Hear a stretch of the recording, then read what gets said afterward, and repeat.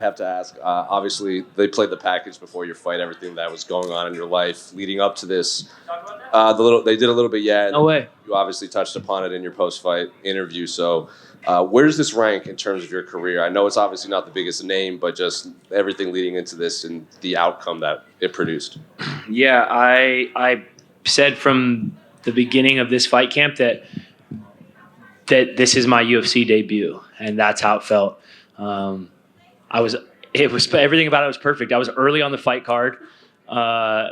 It felt like my debut, you know. Everything just felt like my debut. I was so calm and so in the moment, so present, and I had so much fun.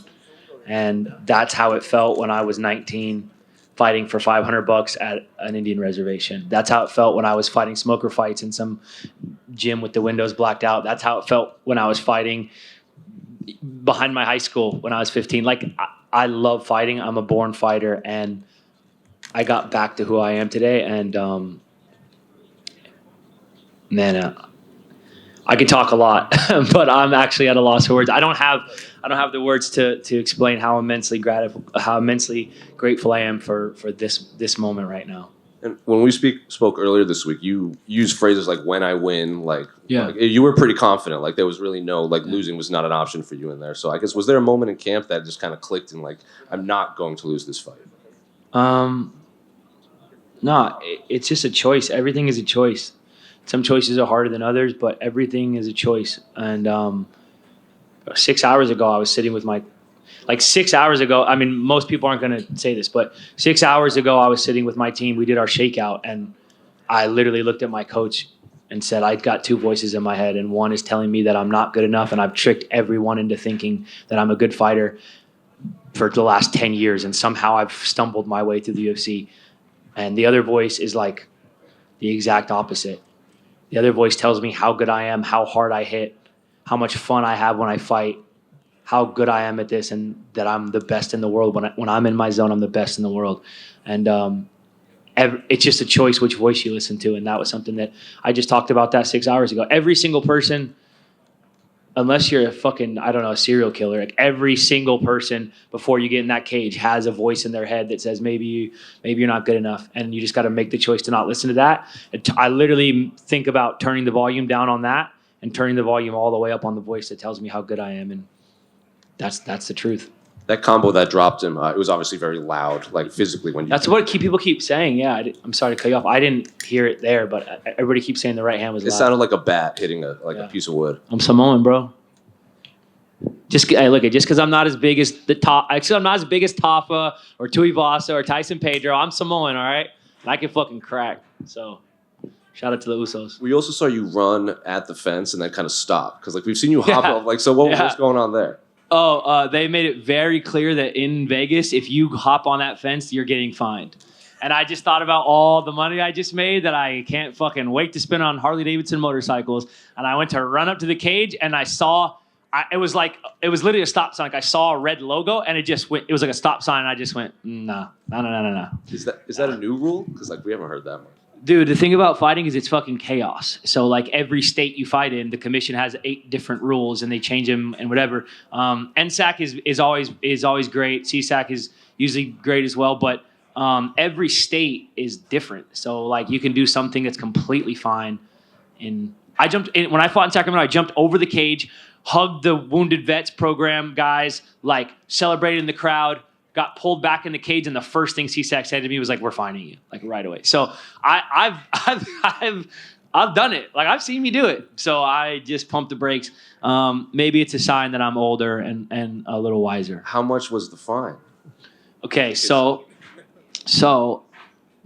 all these guys got their panties in a bunch, and when I got back to my locker room, the head of the athletic commission came in and said, "Listen, he's a great guy, Andy Foster, I believe. Shout out to Andy Foster, man." Fucking hero. Andy Foster said, "Listen, kid, I'm not going to take your money, but don't do that shit again." And I said, "Yes, sir. Thank you, sir. Appreciate you." Broadcast before this fight even started said the winner of this fight is going to set themselves up for a big 2024. Yeah. So I guess what do you want your 2024 to look like? I want all the things. I want all the fights. I want all the smoke. I want all the Harley-Davidson motorcycles. I want all the parties in my backyard with people I love. and I want to make my people proud, man. Like, the older I get, and I'm not old, dude. I'm fucking 33. I've already had 10 years in this sport. You know, September was my 10-year anniversary in the UFC. The older I get, the more I realize, like, I only really give a shit about like 5 or 6 things, and I really, really care about those things, and everything else I just don't give a shit about. So as long as I get to win fights and take care of my people, I'm good, man. 2024 is going to be a good year. More wins, more gratitude. The plunge is bananas, by the way. It's good. It's so good. Yeah, sorry guys, we're gonna take at least a couple minutes here. The plunge is fucking good. James Tinian is the only reason I care about horror comics. I'm sorry, no, it's Joe Hill. It's Joe Hill. Nice House on the Lake. You got to read Nice House on the Lake by Tinian. The plunge is good. I actually think Basket Full of Heads is better. Like, and the thing that's so impressive, if Joe Hill ever hears this, he's Stephen King's son. And instead of being Joe King, he writes as Joe Hill, and then just fucking crushes it. And all he has to do is go, yeah, I'm Stephen King's son. And then he's just set. But he doesn't do that. And I mean, I don't really have a dad, but you got to respect a guy who's got a dad like that and doesn't lean on it. Just kidding, Pops, love you. I got a dad. We're cool now. We've become cool in the last 2 years. Yeah, halfway through, I'm not quite sure where this is going too. No one knows. Andre over here. Yeah. I'm not quite Jose Youngs, but I have a couple questions. You do all right. I'm just kidding, dude.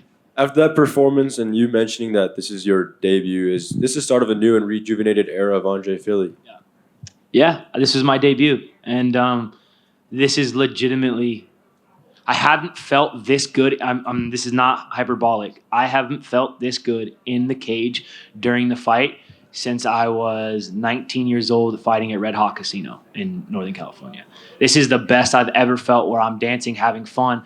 Everything he throws is in slow motion. Everything I throw can't miss.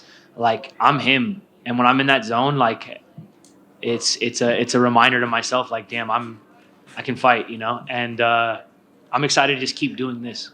Yeah, you definitely look like him out there. So now that you successfully went through your modern day debut, I mean, what pathway do you want to take this time around if it was up to you? I can't call the exact next shot. You know, I'd like to get on that March card. Cheeto's fighting O'Malley. And I got a lot of love for my boy Cheeto, and it'd be cool to be on that card. Man,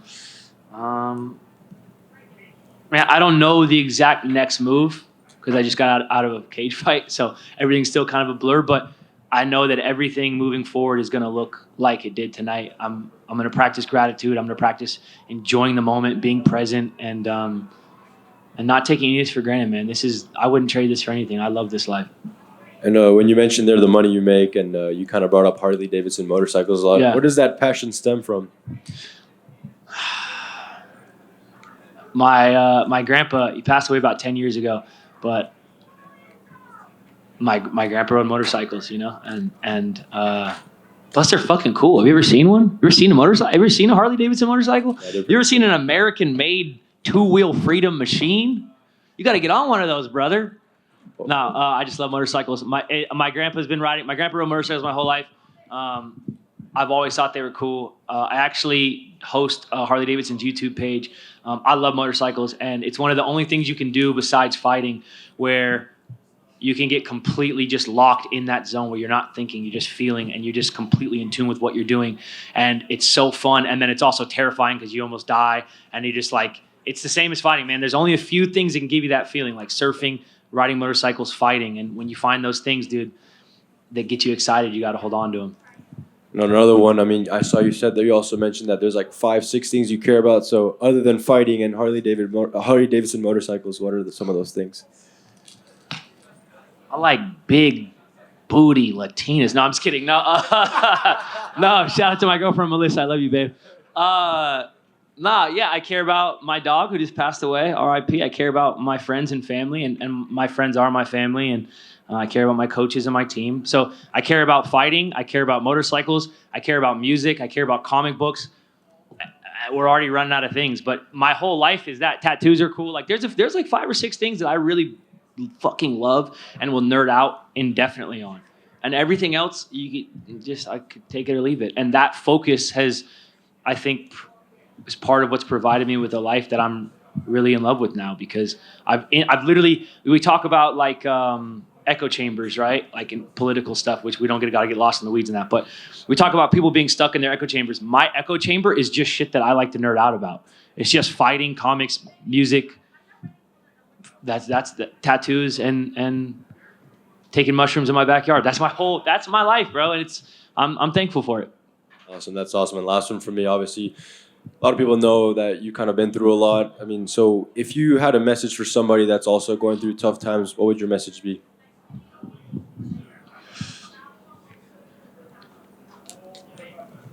I don't know. It's such a everyone's tough times look so different, you know. I don't know. There's people going through stuff that's way worse than what I've had a tough couple months. There's people who are going through even worse. I would say find your tribe, find people that you can trust and who you can be trustworthy to, and find the people who care about you. Find a thing that you're passionate about and dive into it. I don't have a lot of like good self-help stuff. I can just tell you what worked for me. Like I was a really angry kid and I got in a lot of trouble and I experienced a lot of tough stuff, and doubling down on what I loved is what saved my life. So it doesn't have to be fighting. For me, it was fighting. But if there's a kid out there who's going through some tough stuff, it doesn't have to be your parents, it doesn't have to be your teachers. Find someone that you trust who gives a shit about you, and find a trade that you love to do and pour your heart into it. Awesome. Thank you and congratulations. Thank you. Andre, congrats on the win. Yes, sir. You mentioned having fun earlier, and you definitely looked like you were doing that. Even to your walkout song. Yeah. That really felt like you. Yeah, that's Zach Bryan. That's the homie, man. That's the shout out Zach Bryan. And so why'd you choose that one specifically? So that's a song by Zach Bryan, who is, inspiring dude. He's gone from being just a guy in the Navy to being the number one. I mean, he had a Spotify. His single was the number one song on Spotify. He's the number one country artist in the world. He's blown up over the past couple of years, and I've been fortunate enough to hang out with him and hang out with this crew of guys. Shout out to Jay, Cisco, and that song he wrote is about a bull rider whose dad died riding a bull, and then he goes to ride the same bull. And if the bull kills him, he knows that his son will go ride that bull's son. It's just about the constant struggle that certain types of guys like me face. You willingly throw yourself into the fire to test yourself. And the song's called "Open the Gate," and I'm getting locked in a fucking cage, so it just seemed perfect, There's just lines in there that resonate, and it's a fucking great song. So everybody should go listen to Zach Bryan if you aren't already. That's what's up, man. And you made it a point also to shout out Joe Rogan, an icon in the game. Everybody knows who that is. Why was that about, the 10-year history and all that? Yeah, I just there's things that I'm not necessarily proud of, like I'm proud of being in the game for 10 years. I'm proud of being a UFC vet. I don't think there's a lot of guys who are 10 plus year veterans that are in their early 30s, like I'm proud of my longevity. It's not easy to do, but I still have things that I'm a little ashamed about, honestly, that they drive me. I've talked to Joe Rogan. That's the second time in 10 years. I should have talked to him 20 times. And so it was just a statement to myself that, like, when I'm on a big pay-per-view and the lights are on, I can perform. The last time I talked to him, I was 23 years old. It was my first fight in the UFC. Now I'm 33 years old. It's my 22nd fight in the UFC. Like, I'm still here. I'm getting better. And when the lights are on, I perform. And it was a reminder to myself and to everybody else. Right on, man. Well, congrats on that 10 years, the 22 fights. Thank you for your honesty and transparency. Thank you. You mentioned Zach Bryan, but did you see Zach Brown out there cage side for your fight? I didn't. I'm sure he's cool, but Zach Bryan forever. No, I'm just kidding. I'm tribal. I'm a tribal dude. No, he's got great songs as well. Yeah, he's a great artist. And I didn't see him, but that's really cool. He was there. Yeah, he's been there since the beginning of the prelims. That's so cool, man. It's cool when you see guys that are celebrities that like are actually fight fans. You see some guys, especially that's the thing about fighting in Vegas. If you fight in Jacksonville or you fight in Sacramento, like you fight in a working class town, like people, when they buy these $300 tickets, their asses are in the seats excited for the fights. Like they're fight fans. Vegas, there's a lot of guys who like, this is like the third thing on their list tonight, and they'll stop in to watch the main event, which is cool. Like, thank you for supporting. Like, whatever, you bought the ticket, watch whatever fight you want. But there's something cool when you see guys who are famous, but they're actual still fight fans. I think Chris Pratt's the same way. Like guys who really know fighting and enjoy fighting, even though they're at the upper echelon of their trade. So shout out to him, man. It's fucking cool. You mentioned the two voices early on, Yeah. where there's one that's sort of backing you and there's one that's sort of doubting you. Yeah. Is that something that you've always dealt with? And the fact that you fight night can bring that up and talk to your coaches, is that something new that you've dealt with, to how to deal with that and to go into the cage a little bit maybe calmer than before? Yeah, I think there's a strength in accepting how you're feeling, because then you can fucking let it go. If you just stuff it down. If you pretend that voice isn't there, then you can never turn the volume down on it. When you hear it and you can listen to it and go, actually, none of that shit makes sense, and you can turn the volume down. Like, there's a voice in your head that goes, yeah, you maybe don't hit that hard. It's like, obviously I hit hard. I just fucking put a man unconscious. Turn that down. It's like, maybe you're not that good. You know, and then my little brother, Andrew Coyne, you'll see him in the UFC soon. We call him Bulldog. He's 27. He's been training with Uriah for like 29 years. It's insane. The kid's like been in the gym for fucking his whole life. So yeah, he's 27. He's been training for 29 years. It's insane. He's more knowledgeable. This kid, I'm telling you, the kid who was in my corner, his name's Andrew Coyne. You'll see him in the UFC. He's more knowledgeable than most people's MMA coaches. He's been at Team Alpha since he was 9 years old. That's not a joke. He's literally been training since he was 9. So I'm thinking to myself, fuck, maybe I tricked everybody. Maybe I'm not that good. And he looks at me and he's like, none of this is an accident. You've been in the UFC for 10 years.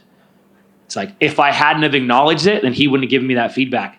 Because I got the feedback from someone I trust, I can turn it down. So there's power in that. There's power in facing that fear. There's power in acknowledging, like, yo, like, I don't fucking feel great right now. Because once you acknowledge it, then you can fucking stamp it out. You can turn it off. You can turn the volume up on what you do want to hear. And last thing for me, we often hear from fighters when they throw that perfect strike that they can't even feel it. So the big shot that everybody keeps talking about, the sounds, when you landed that, I want to say it was an overhand right. Did you even feel that? No, it was a perfect. Yeah, there's like perfect transfer of weight. You know, if you've never fought, it's like when you swing a golf club and you hit the ball, or when you hit a line drive, and it's just a perfect transfer of weight. It doesn't feel like you hit anything. You just see him fall in front of you. And then I just tried to stay real patient, land some hard shots. I felt myself get out of position a little bit. I dropped a big elbow to freeze him up, got my hips in good position, and then just let the hands go. It was quite a shot. Congrats on the victory. Thank you so much, sir. Anybody else? Going once, going twice. Love you guys.